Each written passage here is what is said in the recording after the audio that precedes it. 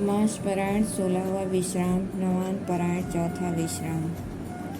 कोटि मनुजल जाव निहारे, सुमुखी कहो को आहि तुम्हारे। सुनि स्नेहमय मंजुल बानी, सकुचि सिय मन मोह मुस्कानी। तिनहि बिलोकति धरनी, दुहु सकोच सकुचति बर बरनी। सकुचित सप्रेम बाल मृग नयनी, बोली मधुर वचन पिक बयनी। हे सुमुखी, कहो तो अपनी सुंदरता से करोड़ों कामदेवों को लजाने वाले ये तुम्हारे कौन हैं? उनकी ऐसी प्रेममयी सुंदर वाणी सुनकर सीता जी सकचा गई और मन ही मन मुस्कुराई। उत्तम गौर वर्ण वाली सीता जी उनको देखकर संकोचवश पृथ्वी की ओर देखती हैं। वे दोनों ओर के संकोच से कुछ सकचा रही है, अर्थात न बताने में ग्राम की स्त्रियों को दुख होने का संकोच है और बताने में लज्जा रूप संकोच। हिरण के बच्चे के सदृश नेत्र वाली और कोकिल की सी वाणी वाली सीता जी सकचाकर प्रेम सहित मधुर वचन बोली। सहज शुभाय सुभग तन गोरे, नाम लखन लघु देवर मोरे। बहुरी बदन विधु अंचल ढाकी, पियतन चितई भोव करी बाकी। खंजन मंजु तीरे छे नयन, निज पति कहु तिनहि सिय शयन। भई मुदित सब ग्राम बधूटी, रंकन राय राशि जनु लोटी।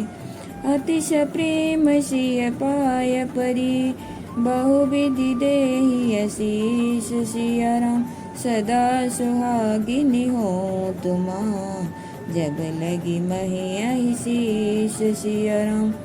पार्वती समपति प्रिय हो, देवी न हम पर छाड़ब छों। पुनि पुनि विनय करिय कर जोरी, जो एहि मार्ग फिरिय बहोरी। दर्शनु देव जान निज दासी, लखि सिय सब प्रेम प्रिय पियासी।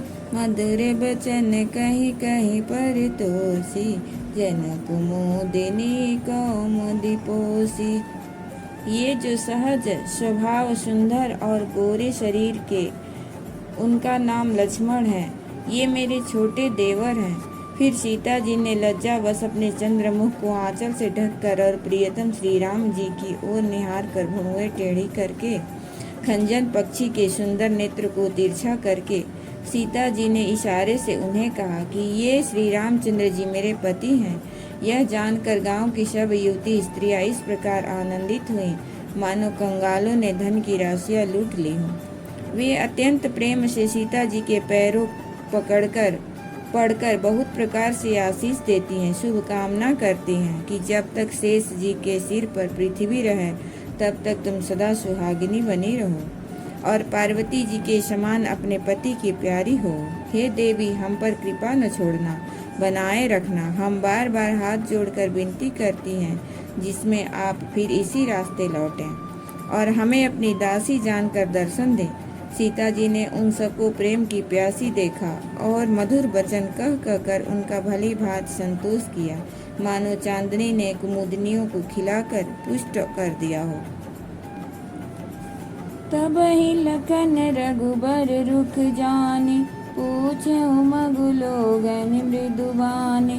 सुनत नारी नर भये दुखारी, पुलकित गात बिलोचन बारी। मिटा मोद मन भय मलिन, विधि निधि लीन लेत जनु छीन।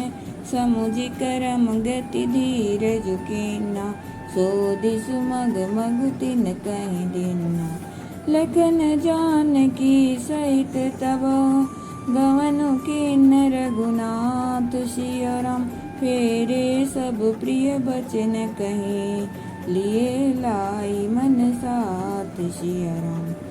फिरत नारी नर अति पछिताहि, दयहि दोष देहि मन माहि। सहित विषाद परस पर कहाए, विधि कर तब उलटे सब आहाए। निपट निरंकुश निठुर निशंकु, जहि शशि किन्न सरुज सकलंकु। रूख कल्पतरु सागरु खारा, तेहि पटे बन राजकुमारा।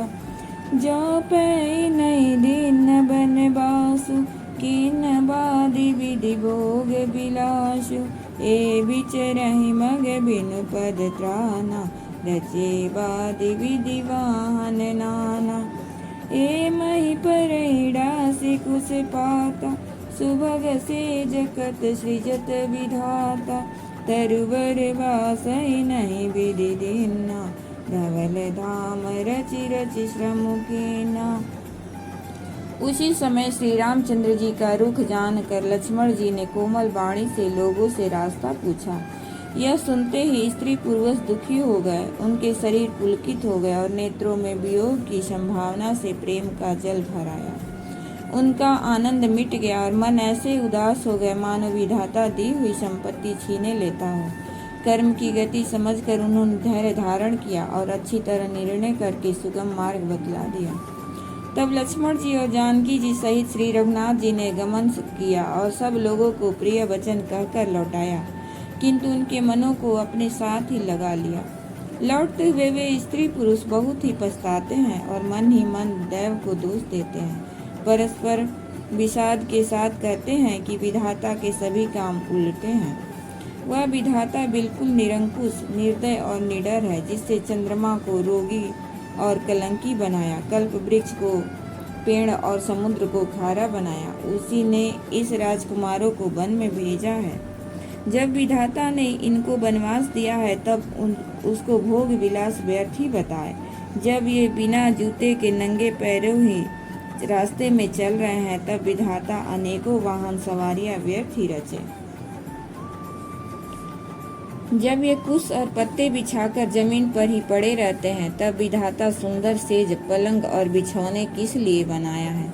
विधाता ने जब इनको बड़े बड़े पेड़ों के नीचे का निवास दिया तब उज्जवल महलों को बना बनाकर उसने व्यर्थ ही परिश्रम किया। जाए मुनि पटधर जटिल, सुंदर सुटि सुकुमार सियरा। विविध भांति भूषण बसना, बालिकिए करतार सियरा। जाए कंद मूल फल खाए, बादि सुधादि असन जग माहि। एक कहिए सहज सुहाए, आप प्रगट भय विधि न बनाए। जहाँ लगी वेद कहे विधि करनी, श्रवण नयन मन गोचर बरनी। देखो खोजी भुवन दस चारी, कहाँ से पुरुष कहाँ से नारी। इन्हीं देखी विधि मनु अनुरागा, पट तर जोग बनावे लागा। किन बहुत श्रम एक न आए, तेहि ऋषावन आने दुराए। एक एक एक कहाई हम बहुत न जाने, आपु ही परम धन्य करि मानहि। ते पुनि पुण्य पुंज हम लेखे, जे देखहि देखिए जिन देखे। जो ये सुंदर और अत्यंत सुकुमार होकर मुनियों के वस्त्र पहनते हैं और जटा धारण करते हैं, तो फिर करताल ने भांति भांति के गहने और कपड़े वृथा ही बनाए। जो ये कंद मूल फल खाते हैं तो जगत में अमृत आदि भोजन व्यर्थ ही है। कोई एक कहते हैं ये स्वभाव से ही सुंदर हैं, इनका सौंदर्य माधुर्य नित्य और स्वाभाविक है, ये अपने आप प्रकट हुए हैं, ब्रह्मा के बनाए नहीं हैं। हमारे कानों, नेत्रों और मन के द्वारा अनुभव में आने वाली विधाता की करनी को जहाँ तक वेदों ने वर्णन करके कहा है, वहाँ तक 14 लोकों में ढूंढ देखो, ऐसे पुरुष और ऐसी स्त्रियाँ कहाँ हैं? कहीं भी नहीं है। इसी से सिद्ध है कि ये विधाता के 14 लोकों से अलग हैं और अपनी महिमा से ही आप निर्मित हुए हैं। इन्हें देखकर विधाता का मन अनुरक्त हो गया, तब वह भी इन्हीं की उपमा के योग्य दूसरे स्त्री पुरुष बनाने लगा। उसने बहुत परिश्रम किया, परंतु कोई उसकी अटकल में ही नहीं आए, पूरे नहीं उतरे। इसी ईर्ष्या के मारे उसने इनको जंगल में लाकर छिपा दिया है। कोई एक कहते हैं हम बहुत नहीं जानते, हाँ अपने को परम धन्य अवश्य मानते हैं जो इनके दर्शन कर रहे हैं, और हमारी समझ में वे भी बड़े पुण्यवान हैं जिन्होंने इनको देखा है, जो देख रहे हैं और जो देखेंगे।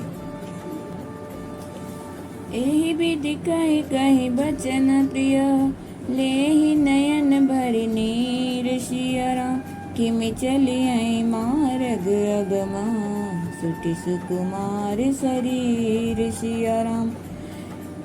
इस प्रकार प्रिय वचन कह कहकर सब नेत्रों में प्रेमाश्रुओं का जल भर लेते हैं और कहते हैं कि ये अत्यंत सुकुमार शरीर वाले दुर्गम मार्ग में कैसे चलेंगे।